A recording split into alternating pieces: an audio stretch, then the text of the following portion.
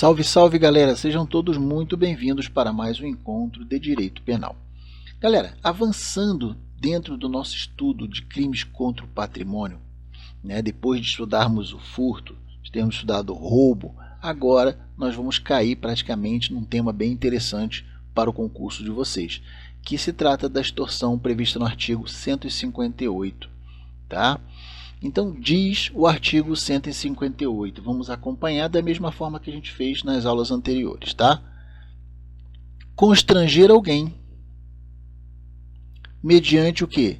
Mediante o emprego de violência ou grave ameaça e ainda com o intuito de obter para si ou para outrem uma devida vantagem econômica, também fazer, tolerar que se faça ou deixar de fazer alguma coisa. E aí nós temos uma pena de reclusão de 4 a 10 anos e multa. Como sempre eu faço, vamos limpar a nossa lousa para facilitar o entendimento e darmos continuidade aqui na nossa análise. Beleza? Pessoal, quem estudou o crime de roubo já tem um parâmetro interessante para fazer a comparação bem clara e analisar a figura do crime de extorsão, uma vez que apresenta algumas semelhanças essas duas figuras. Vejam, o crime de roubo, como vocês já sabem, ele é caracterizado por ser um furto agregado a um constrangimento ilegal. E esse constrangimento ilegal, ele é plenamente traduzido em relação a um emprego de uma violência ou de uma grave ameaça com o intuito de subtrair a coisa em poder de um terceiro. Veja, não é a coisa de um terceiro, porque também vocês lembram que vai tutelar a posse, não somente o patrimônio em si, não somente o proprietário, a propriedade da coisa, tá? Então, gente, essa ideia do constrangimento exercido mediante a violência ou a grave ameaça vai ser comum tanto ao crime de roubo quanto ao nosso crime que estamos analisando agora de extorsão. Porém, aqui no crime de extorsão vai ter uma ampliação do nosso objeto e ainda da finalidade pelo qual há esse constrangimento. Então vejam, o constrangimento ele vai se dar com a intenção de obter para o agente ou para um terceiro, por isso que fala para si ou para outrem, uma indevida vantagem econômica e cujo objeto é o que? Compelir alguém a fazer, a deixar de fazer ou tolerar que se faça alguma coisa. Tá? Então, gente, a exemplo do nosso crime de roubo, a extorsão é também um crime chamado complexo, da mesma forma, porque, de fato, ele traz dentro dele um crime contra a pessoa, que vai ser praticado por meio da violência ou da grave ameaça, afiliado ou aliado ao chamado constrangimento ilegal. E vejam, galera, tal como lá no nosso crime de furto, não mais agora analisando a questão do roubo, o sujeito ativo aqui na extorsão vai ser o sujeito comum, ou seja, qualquer pessoa pode praticar o delito da extorsão. Se eventualmente esse crime ele for praticado por um funcionário público, podemos estar, claro, diante da hipótese da chamada concussão, que está lá no artigo 316 do Código Penal, tá? E depois eu vou fazer uma leiturinha para vocês entenderem a coisa. Mas isso vai depender muito da situação do caso em concreto. Portanto, galera, não é correto a gente afirmar que a concussão é sempre uma extorsão qualificada pela condição do sujeito ativo. Por quê? Porque essa concussão ela pode ser cometida sem violência ou mesmo sem a grave ameaça. Tá? Então, a depender do contexto fático que estejamos fazendo a análise, nós podemos ter por conclusão que a extorsão ou a concussão praticada por um funcionário público também é plenamente viável. Vale lembrar, galera, que esses dois crimes frequentemente ele aparece numa situação em que haja um concurso aparente de norma. E esse assunto a gente já entendeu lá na área da parte geral, e eu ainda vou reforçar quando tratarmos da questão da concussão, tá? Então, gente, vai dizer o nosso artigo 316 do Código Penal, que trata do crime de concussão, tá? Apenas para adiantar um pouquinho o expediente de vocês. Exigir para si ou para outrem, direta ou indiretamente, ainda que fora da função ou antes de assumi-lo, mas em razão dela, a vantagem devida. Tá bom? Então é isso daí que vai tratar exatamente o nosso crime de concussão. Mas vejam, a semelhança, né, em relação ao crime de furto e de roubo, a extorsão também ela vai ter uma dupla sujeição passiva, que decorre do fato de que a pessoa constrangida a fazer, a deixar de fazer ou tolerar que se faça a determinada coisa, né, nem sempre será vítima de um eventual dano patrimonial. Ou seja, aquela vantagem, embora ela não seja necessariamente dinheiro, ela precisa ter sim alguma representação econômica. Beleza? E aí, galera, analisando friamente o nosso verbo aqui do crime de extorsão, nós vamos ter o verbo constranger, certo? E galera, constranger alguém significa obrigar ou ainda coagir alguém a tolerar, fazer ou ainda deixar de fazer alguma coisa. E é nessa ocasião que se apresenta a claríssima semelhança da extorsão com a ideia do constrangimento ilegal, que também, né, vai perpassar dentre outros crimes patrimoniais. E aí a pergunta que fica normalmente é assim: qual seria a diferença entre o roubo e a extorsão? Se, por exemplo, alguém é constrangido mediante a violência ou a grave ameaça a entregar o seu patrimônio para um terceiro, estaria configurado o crime de roubo ou o crime de extorsão? Essa é a dúvida mais frequente que vocês vão ver dentro dos concursos, né? E por isso tem que saber fazer uma análise simples. Em outras palavras, a extorsão, galera, palavras bem simples, trazendo de forma bem clara para vocês, a extorsão ela vai ser o chamado crime da chantagem. E o que vai diferenciar do roubo é em relação à imprescindibilidade da participação da vítima na ação pretendida pelo extorsionário. O extorsionário, para quem não sabe, é o agente da extorsão. E isso significa que, para que ocorra a extorsão, faz-se absolutamente necessário que a vítima, de alguma forma, ela venha contribuir para a ação criminosa, seja por meio de uma conduta ativa ou de uma conduta passiva, ou ainda de uma conduta comissiva ou mesmo de uma conduta omissiva. É o fazer ou o não fazer. Tá bom? Pessoal, era muito comum a gente ver entre os autores clássicos uma grande discussão sobre a questão da configuração penal entre o roubo e a extorsão. E isso durante muito tempo foi questões aí de mesas de bares, como a gente costuma dizer, né? Por uma questão, eles pensavam na hipótese na qual o agente armado ele obrigava a vítima a entregar os pertences dela. Então, por muito tempo, isso daí foi debatido. E havia sentido em punir de forma diferenciada, né, uma como roubo, outra como extorsão, as condutas que retratassem o reverso de uma mesma moeda. Num caso, o agente subtrai diretamente os bens da vítima e em outro, ele obriga a vítima a entregar os pertences.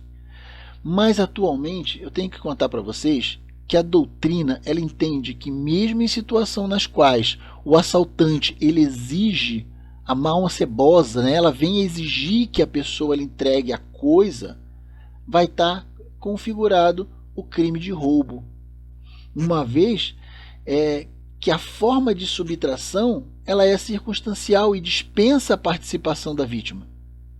Apertando a tecla SAP, gente. Em outras palavras, embora tenha sido a vítima instada, né, obrigada a entregar os seus bens, a ameaça por si só já seria suficiente para paralisar a vítima e permitir que a alma cebosa subtraísse aquela coisa. Diferente, gente, são as situações que envolvem o sequestro relâmpago, como o pessoal conhece, e outras modalidades de extorsão. Então, por exemplo, vamos supor que determinada pessoa é gerente de um banco, tá? E a alma cebosa sabe disso.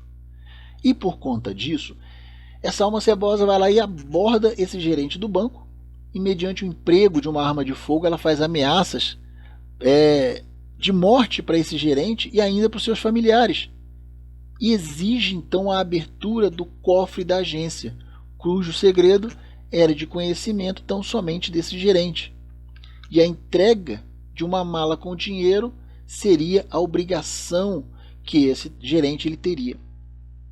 Um outro exemplo, uma outra situação que a gente pode colocar é, por exemplo, a extorsão por telefone, nas quais a alma cebosa ela liga para a vítima e, por meio de ameaça tanto a essa pessoa quanto aos familiares dessa pessoa, inclusive, como regra, né, elas demonstram conhecer os dados pessoais da família, porque elas buscam muito isso aí na internet hoje em dia, e então passa a exigir o depósito de créditos em celular. Isso vocês veem no dia a dia, gente.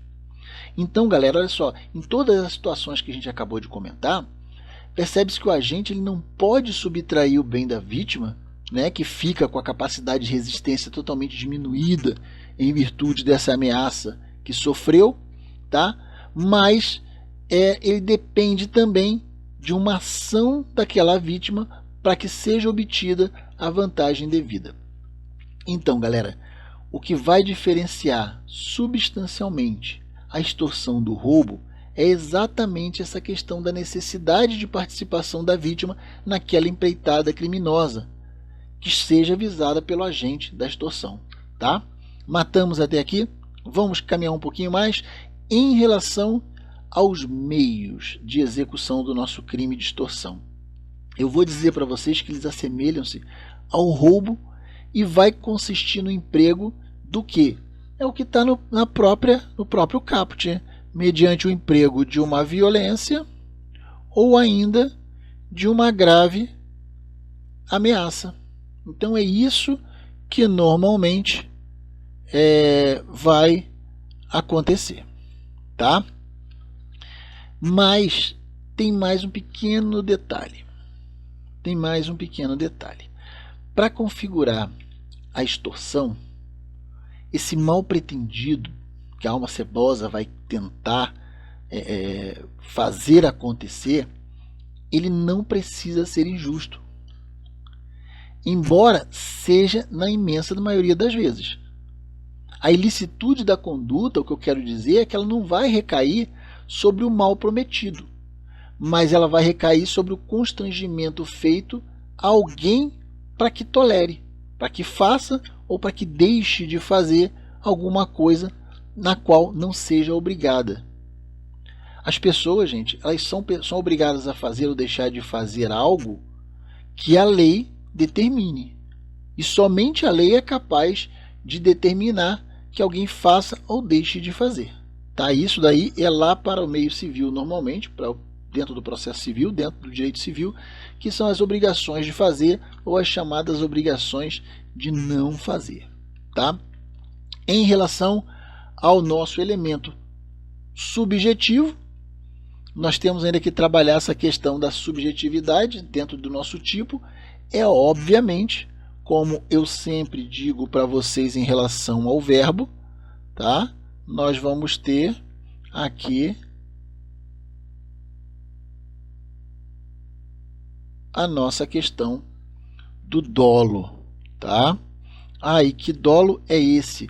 Vai ser o dolo em relação ao verbo, vai ser o dolo de constranger. Mas só o dolo de constranger basta? Não. Esse dolo de constranger, ele vem acrescido, ele vem agregado de uma finalidade especial. E essa finalidade especial, ela está no próprio caput nosso ali, que seria exatamente o intuito de obter para si ou para outrem a indevida vantagem econômica. Beleza?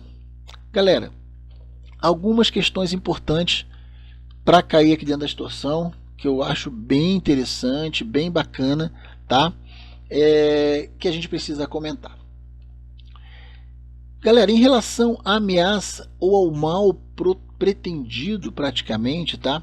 Existe uma grande controvérsia sobre essa questão da potencialidade e o tipo de ameaça, no qual vai ser hábil a caracterizar a nossa chamada extorsão. Aparentemente, não há especificidade frente a qualquer outro tipo penal caracterizado pela ameaça. É praticamente a mesma coisa. Mas aqui na extorsão vai ser exigido que essa ameaça ela seja séria e que ela represente um real temor para a vítima. E ainda sob essa perspectiva, tem que analisar a questão à luz dos elementos do caso concreto, como por exemplo a questão da idade, a questão do grau de instrução da vítima e ainda as circunstâncias no qual o fato aconteceu. Por exemplo, é totalmente possível, galera, ainda que alguns achem estranhos, né? É uma conduta onde o agente ele venha submeter a vítima a uma grave ameaça espiritual, né? E ainda assim, com essa forma, vai ter essa circunstância que ela vai ser totalmente idônea e capaz de compelir aquela vítima a realizar o pagamento de uma vantagem econômica indevida. Isso daí pode acontecer. Pasmem, mas acontece. As pessoas que têm uma crença extremamente fervorosa, né, em relação a uma determinada questão espiritual, e vão botar que ela tem eleito, por exemplo, um guru espiritual e acredite piamente que ela está obrigada a fazer tudo que aquela pessoa ela venha mandar fazer. Então, a depender do grau de instrução e da sua religiosidade, ela passa a ser extremamente suscetível a essas ameaças espirituais. Então, por exemplo, assim, eu trago sempre a questão da realização de alguns despachos, né, na macumba ali, como fala, ou algumas pragas que normalmente tem pessoas que acreditam que vai acabar com a vida da vítima, enfim, tudo o que denote a possibilidade de uma caracterização do crime de extorsão, baseado em quê? No emprego de uma ameaça espiritual, é possível sim que seja efetivamente aterrorizante ali para a vítima, tá? Então, gente, a grave ameaça aqui, ela é tida como uma elementar do crime de extorsão e vai consistir o quê? Numa intimidação que vai atuar numa dimensão psicológica da vítima e pode ser das mais diversas naturezas possíveis. E a coisa mais clássica, mais fatídica que a gente tem no dia a dia são aquelas hipóteses clássicas de chantagem. Então, por exemplo, alguém entra em contato, né, com a vítima, ameaça a vítima que se ela não dispor de uma determinada quantia, sei lá, 500 mil, 1 milhão, a depender do conhecimento do potencial financeiro da vítima, né, a alma cebosa ela liga e pede esse valor com o fim de não divulgar fotos da vítima, seja com amante, enfim, num hotel, numa situação diferenciada, tá? Ainda também temos as questões, né, do revenge porn, né, que a gente usa, né, hoje em dia, que são as vinganças pornográficas, que normalmente acontece quando o esposo ou a esposa que foi abandonado ou abandonada, né? Então, para conseguir determinado bem, seja um carro, um apartamento ou qualquer bem material, via de regra ela vem ameaçar a publicar nos grupos de WhatsApp alguns vídeos ou fotos das relações havidas entre o casal. Isso é muito comum hoje em dia. Tá bom? Galera, eu preciso então que a gente faça algumas situações em termos de diferencial, né, do nosso crime de extorsão. E para isso eu vou fazer uma análise dele bem claro, tá? Em relação ao nosso chamado crime de roubo. Então eu vou precisar meio que tentar desenhar aqui na nossa lousa, com a minha letra maravilhosa que todo mundo já sabe. Então nós vamos ter o roubo,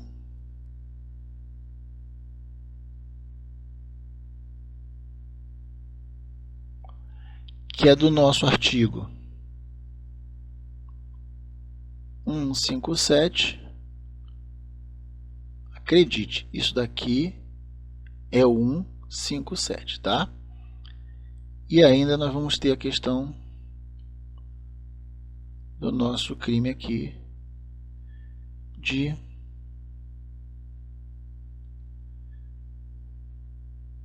extorsão, tá?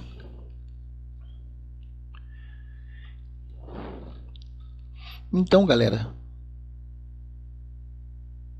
dentro dessas situações, a primeira situação que a gente tem que levantar em termos de um comparativo aí bem reles, né, para facilitar o nosso entendimento para o concurso, é o que? O roubo. O agente ele vai subtrair.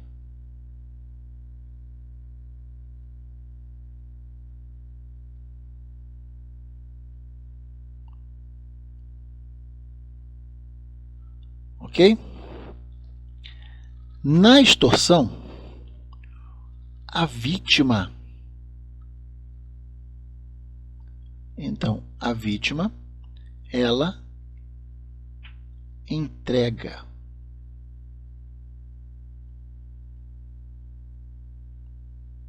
Então, no roubo é a mão grande. Na extorsão, a vítima, ela entrega. Essa é a primeira diferença que nós temos entre o crime de roubo e o crime de extorsão.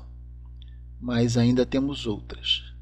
A nossa segunda questão entre o crime de roubo e de extorsão é que para o roubo vai ser dispensável, tá, a participação da vítima.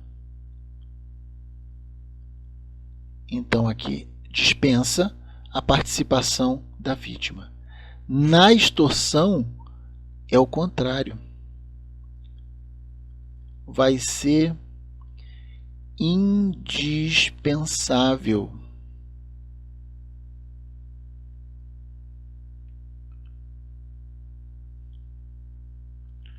Essa participação da nossa vítima, tá? Então ela tem que colaborar, vai ser imprescindível a colaboração da nossa vítima, tá? E no roubo, a outra possibilidade que nós temos para fazermos essa nossa diferenciação, que eu acho também interessante, vai ser que no roubo, tá? A vantagem pretendida, então a nossa vantagem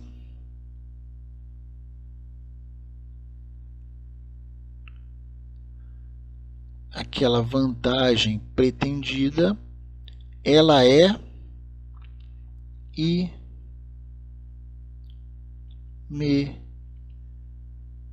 imediata. Isso nós estamos falando como regra, tá, galera? E já no nosso crime de extorsão, essa mesma questão da vantagem, ela não vai ser imediata. Ela vai ser o quê? Ela vai ser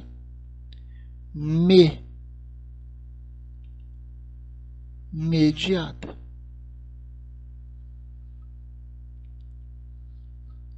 Ok? Então matamos a pau. Tá? Ângela, em qual parágrafo aqui você não colocou 157? Qual é da extorsão? Nós estamos falando aqui do que a gente está acabando de estudar, né, galera? O nosso aqui 158. Tá? Espero que todo mundo tenha copiado para a gente poder dar continuidade aos nossos créditos. Mas antes eu preciso dizer para vocês, olha só, gente. Da mesma forma que no roubo, tá? A violência ou a ameaça, ela vai reduzir a resistência da vítima aqui no nosso crime de extorsão. Isso é, essa questão da violência, da grave ameaça, vai ser capaz de, lá no caso concreto, reduzir a resistência da vítima, ainda que ela venha a lutar com a gente. Isso nós estamos falando, galera, do roubo. Tá? A capacidade da proteção do bem que vem a ser subtraído, né, na sequência, vai ter a resistência diminuída da vítima em relação a esse bem. Já na extorsão, vai ser indispensável a colaboração da vítima, motivo pelo qual no roubo nós falamos em subtrair e na extorsão nós falamos em entregar, tá? Ainda, galera, em relação ao roubo, como regra, é o que eu falei ali no item 3. A nossa vantagem ela vai ser imediata, ou seja, não vai ter uma relação de temporalidade em que a violência ou a ameaça ela seja empregada para viabilizar a subtração imediata da coisa. Mesmo porque, normalmente, é extremamente difícil para que a alma cebosa mantenha reduzida ou eliminada aquela resistência por um longo período de tempo. E ao contrário, na extorsão, a vantagem almejada ela vai ser imediata. Imediata quer dizer que ela vai se encontrar num espaço de tempo um tanto quanto mais dilatado. E é muito comum, galera, a ocorrência dos crimes de roubo e de extorsão dentro de um mesmo contexto fático. Exatamente por uma situação de possibilitar, inclusive, a prevalência de um concurso material entre esses crimes. Tá? E eu digo para vocês que o STF também já tratou de uma situação casuística em que o agente ele praticou o crime de roubo e, na sequência, ele constrangeu a vítima a realizar uma determinada ação, para o qual a contribuição dessa vítima se mostrou imprescindível. E ainda havia a alma cebosa uma clara intenção de obter uma nova vantagem econômica. E um outro exemplo possível também que eu trago para vocês, tá? É aquele em que há um roubo de carro dentro da figura ali do chamado sequestro relâmpago, no qual a alma cebosa, o agente, após subtrair o carro da vítima, ele também a obriga a sacar o dinheiro em vários caixas eletrônicos e em seguida vai embora com o bem subtraído. Quando age assim, a alma cebosa ela praticou os crimes de roubo e extorsão. Tá claro até aqui? Galera, vejam, até aqui, nesses exemplos que a gente acabou de comentar, exatamente a questão para mostrar para vocês essa possibilidade da existência de um concurso material entre o roubo e a extorsão. Porque nessas situações específicas não há o que se falar na chamada continuidade delitiva entre essas figuras. Exatamente por quê? Porque elas são considerados crimes de natureza e modalidades diferentes. Vejam, galera, embora praticada com a intenção de obter a vantagem econômica, a conduta principal do crime de extorsão é exatamente o constranger. Tá? De forma que esse crime ele vai se consumar exatamente com a violência ou com a grave ameaça empregada que vai caracterizar o nosso constrangimento. Tá? E aí eu digo para vocês, deixa eu dar uma limpezinha aqui para a gente poder continuar o bate-papo e eu deixar aberto aqui para vocês terem uma ideia do próprio artigo.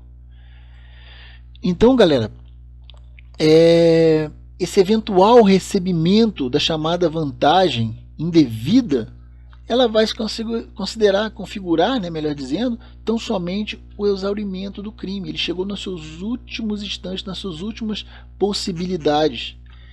E é exatamente por isso que quando a gente fala de extorsão, nós estamos falando de um crime formal, que não vai demandar a ocorrência desse resultado, né, da percepção do valor indevido, para essa vantagem econômica, vamos dizer assim, indevida, né, para que configure então o nosso crime aqui que a gente está conversando. Beleza? Então, caminhando um pouquinho, nós vamos agora falar das majorantes e qualificadoras do nosso crime. Tá? Diz o artigo 158 no seu parágrafo 1º e 2º. Parágrafo 1º vai dizer que se o crime é cometido por 2 ou mais pessoas ou com o emprego de arma, aumenta-se a pena de 1/3 até a metade. Então, galera, aqui resta claro que nós temos o quê? No parágrafo 1º.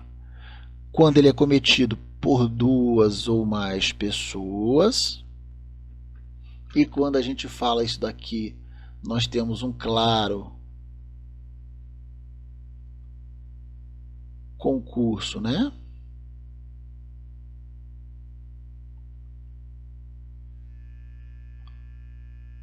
Concurso de pessoas. Ou ainda com emprego de arma.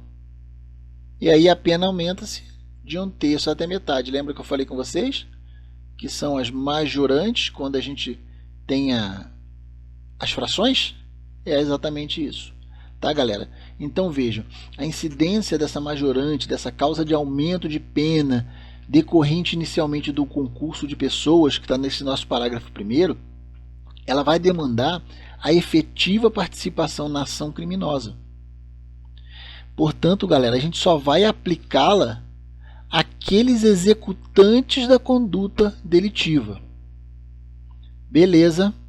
E quando a gente fala da aplicação da majorante, que é a nossa segunda majorante ali que a gente grifou em relação ao emprego de armas, basta que apenas um dos agentes ele esteja armado. Esse dispositivo, galera, ele vai abranger armas de qualquer tipo, tá? Própria, imprópria, o que for. O legislador aqui ele não alterou esse dispositivo do nosso artigo 158 para restringir a aplicação dessa majorante apenas em determinados casos de emprego de arma, ou arma de fogo, ou da faca especificamente, como ele trabalhou dentro do crime de roubo. Tá? E aí, galera, nós vamos ter uma outra questão também, que caso essa violência praticada no crime de extorsão ela produza, tá, o resultado lesão grave, ou ainda uma lesão corporal grave, ou ainda a morte, e aí vai ser aplicado as mesmas penas lá do artigo 157, parágrafo 3º. É o que diz o nosso parágrafo 2º aqui, tá? Não tem muito o que ficar discorrendo sobre o nosso parágrafo 2º, não, porque ele é bem claro. Então, aplica-se a extorsão praticada o que? Mediante violência, tá? O disposto no artigo anterior. Qual era o artigo anterior? Parágrafo 3º do artigo anterior. Então, 157,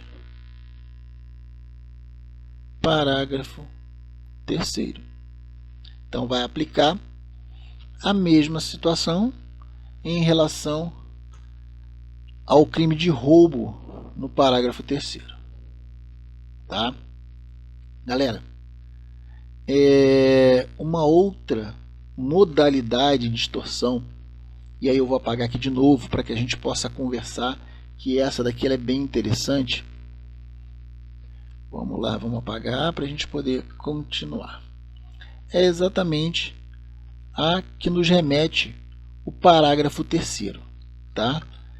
Inclusive, essa modalidade aqui do parágrafo 3º ela é tida como um crime hediondo. E sobre essas questões de quais as modalidades de extorsão aqui, de tudo que a gente falar até agora, até o final, elas serão efetivamente consideradas crimes hediondos, eu vou fazer um resumão depois, tá bom?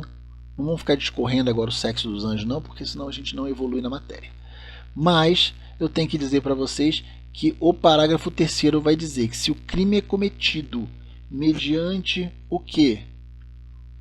Uma restrição da liberdade da vítima. E essa condição ela é necessária para aquela obtenção da vantagem econômica, a pena vai ser de reclusão de 6 a 12 anos, além da multa. E mais, se resultar uma lesão corporal grave ou morte, vai ser aplicado as penas do 159, parágrafo 2º e 3º, respectivamente. Tá? Então, galera, esse nosso parágrafo 3º, ele foi criado, na realidade, para abarcar a figura do chamado sequestro relâmpago. Ele trata, na realidade, da modalidade de crime de extorsão caracterizada por um modus operandi particular.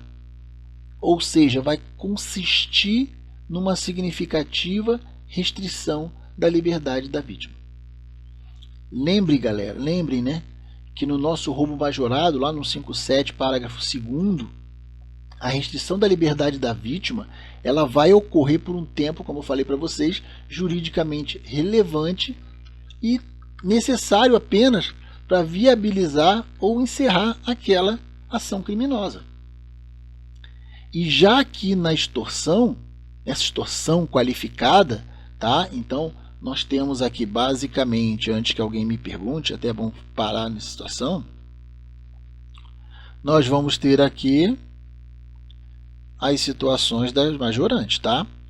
E já esse nosso terceiro aqui, nós vamos ter uma alteração da elementar e, portanto, aqui é qualificada.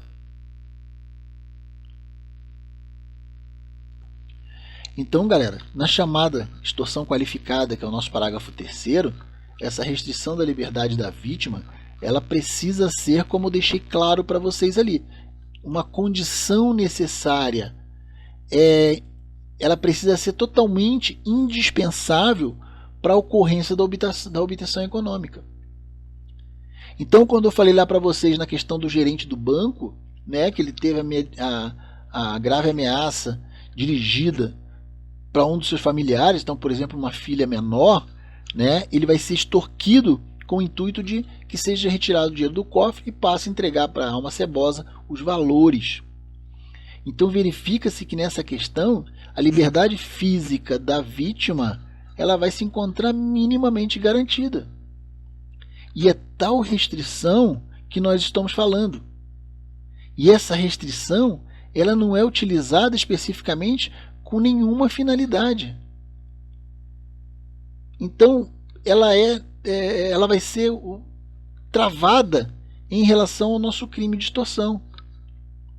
Mas vejam que em algumas situações, quando considerarmos também o modus operandi imaginado pelo agente, né, em relação à questão da restrição da liberdade da vítima, vai se mostrar necessária para essa obtenção da vantagem devida, tal como acontece diante de uma situação de sequestro relâmpago. Ora, gente, se a intenção do agente é fazer com que a vítima vá num caixa eletrônico ou vá até mesmo o gerente do banco até o seu cofre e saque valores da conta corrente, sendo que esse acesso, né, tem que ser feito por meio de uma identificação biométrica, por exemplo, a gente observa que em tal situação a questão da restrição da liberdade da vítima é essencial para a obtenção dessa vantagem econômica a qual pretende a alma cebosa. E, portanto, tem se caracterizada a extorsão na modalidade qualificada. Mas atenção, galera. Segundo há um entendimento prevalecente hoje no STJ, essa forma qualificada de extorsão do parágrafo 3º, tá? Ela vai admitir a aplicação cumulativa das causas de aumento de pena previsto também no nosso parágrafo 1º do artigo 158. Ou seja, é possível fazer a acumulação em relação tanto ao concurso de agentes quanto ao emprego de armas. É assim que funciona essa questão do nosso crime de extorsão. E aí, galera, para finalizar, eu vou apagar de novo e aí nós vamos conversar sobre as alterações que a gente teve, inclusive, no pacote anticrime em relação ao crime de extorsão. A gente poderia ficar aqui discorrendo aqui horas e horas e horas e horas, só que não é o intuito. Então eu vou resumir para vocês, para que não tenha dúvida sobre o que está acontecendo, tá? Galera, vejam, em relação a ser ou não um crime hediondo, está classificado ou não. Toda extorsão é crime hediondo? Não. Já mato para vocês, tá? Já começamos por aí. Nem todo crime de extorsão, qualificado, majorado, enfim, não vai ser crime hediondo. A extorsão simples, especificamente, tá? está prevista aqui no nosso caput do 158. Antes do nosso pacote anticrime, tá? Era crime hediondo? Não. E hoje, depois do pacote anticrime? Não. Não. Crime hediondo. Tá? E isso, galera, nós estamos falando depois do pacote anticrime. Lei 13.964, de quando? Do apagar das luzes de 2019. Então, nós estamos atualizadíssimos em relação a isso. Antes não era crime hediondo, hoje também não é crime hediondo, com alterações da lei. Tá? A extorsão circunstanciada, que é essa do parágrafo 1º. Circunstanciada por quê? Circunstanciada pelo concurso, que a gente já falou, tá? Concurso de pessoas. Então, as circunstanciadas aqui pelo concurso de pessoas, de 2 ou mais pessoas, ou ainda pelo emprego de arma. Antes, era crime hediondo? Não. E agora, com as alterações legislativas, a nossa última alteração, é crime hediondo? Não. Continua não sendo crime hediondo. Beleza? E aí, galera, a chamada extorsão qualificada pela lesão grave, que é a nossa do artigo 158, parágrafo 2º. Mesma coisa, ela era crime hediondo? Não. E hoje? Não. Continua não sendo crime hediondo.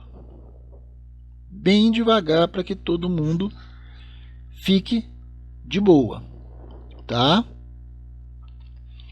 Tá, isso nós estamos falando em relação a que ela não é crime hediondo, especificamente em relação à lesão grave. É isso que eu falei com vocês. Não era crime hediondo e continua não sendo crime hediondo. Isso daqui em relação à nossa lesão corporal grave. Tá. E em relação à morte? Em relação à morte, antes da alteração legislativa, ela era crime hediondo. E depois da alteração legislativa, em relação à morte, ela deixou de ser crime hediondo. Ai, Ângelo, deixou? Deixou. Pasmem, ela deixou de ser crime hediondo quando essa extorsão for qualificada pela morte. Então, nada agora é mais hediondo quando for qualificada por lesão grave ou por lesão morte. É exatamente isso que eu quero falar para vocês. E aí, galera, a última situação nossa, tá? Que é a extorsão com o chamado sequestro, extorsão mediante sequestro, como alguns gostam de chamar, e eu prefiro também, tá? Seja com a mera restrição à liberdade da vítima ou com relação a uma lesão corporal ou a morte, de qualquer forma. Ressalvado ainda, eu costumo sempre dizer para a galera, em relação à norma de senso doutrinário que está sendo mantido agora e foi trazido com o pacote anticrime, tá? Vejam, galera, esse nosso parágrafo 3º aqui, o que basta para vocês para o concurso é o que? Inicialmente, isso daqui era crime hediondo? Não, não era crime hediondo. E agora? Agora, galera, é sim crime hediondo.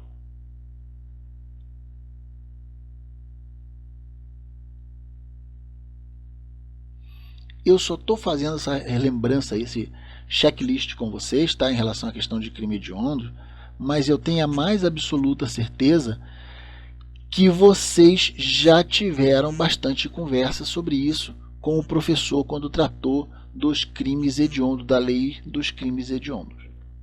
Beleza? Galera, distorção, praticamente finalizamos a nossa conversa, a nossa jogada de hoje, tá?